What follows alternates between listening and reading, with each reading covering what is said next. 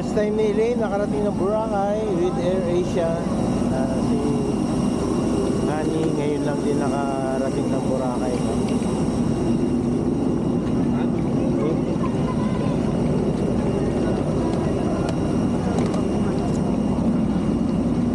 Kumon po ate, may gulong eh. Asa na si Kalbo?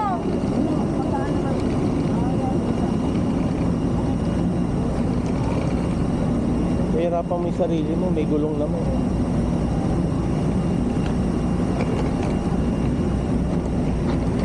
Okay.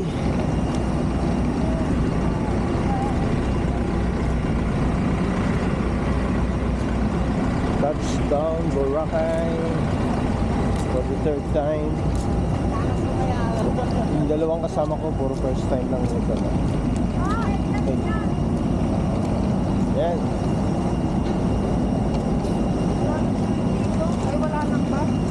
Ganda naman panahon dito guys.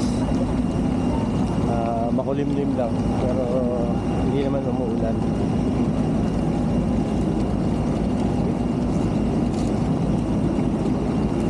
Thank you yeah, sa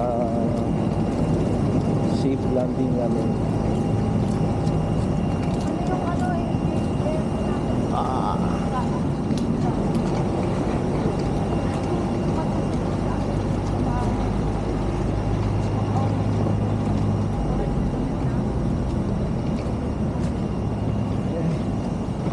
Thank you guys. Hanggang dito na lang muna.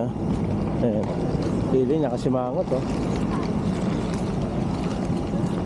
Diretso lang. Diretso ka lang.